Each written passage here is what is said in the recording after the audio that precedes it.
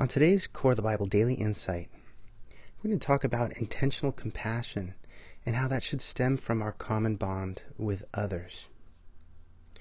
In Deuteronomy 24, there's this command that Yahweh gave the Israelites.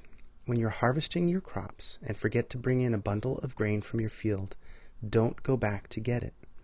Leave it for the foreigners, orphans, and widows. Then Yahweh your God will bless you in all you do.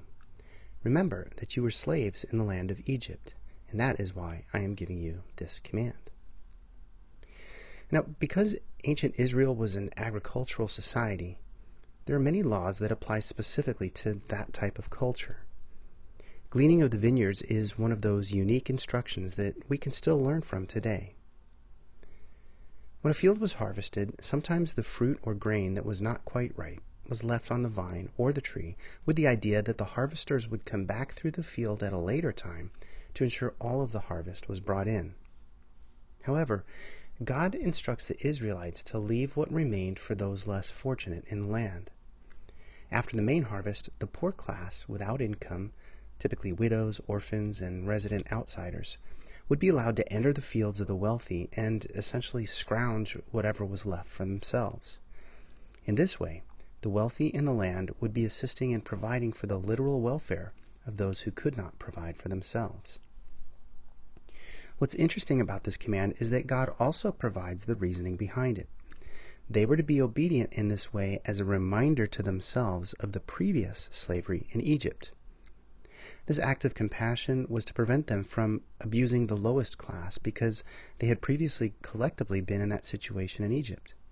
Therefore, as they practiced this compassion within their society, they would be honoring the memory of their ancestral bondage and making a statement that they would not be repeating the class abuse that they had suffered in a foreign country. In like fashion, we should take this ideal to heart and practice its equivalent in our day and age. Firstly, this command should encourage us to maintain a mentality that is supportive of all classes in our society.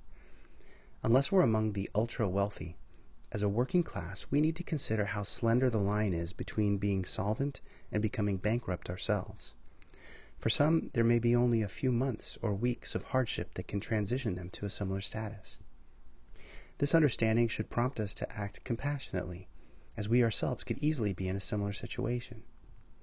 Yeshua's command to do unto others as you would have them do to you should provide an appropriate response on our part. Secondly, we should be intentional about contributing to those among the lowest classes of our culture. Whether it's through volunteering in local events or organizations designed to provide assistance, or whether it's contributing to those types of causes through our abundance, this command should prompt us to have an intentional plan of assisting others in need. We may not have agricultural fields that others can glean from, but we all have some source or sources of income which can be apportioned thoughtfully and compassionately. So while our current status might not be based on a lineage that has been rescued out of actual slavery, as believers, we've all come from a background of spiritual slavery of disobedience to God in one form or another. He showed compassion to us when we were spiritually bankrupt and had nothing to offer Him. So if nothing else, this compassionate love of our God with us should provide a recognition of our common bond with all others in the world. This bond should then spur us on to obedience, to be faithful to God's command of demonstrating compassion with those who cannot provide for themselves. Well, I hope today's insight was helpful for you. As always, please visit coreofthebible.org for hundreds of other articles, other podcast episodes, and videos. Thanks so much for listening today. Take care.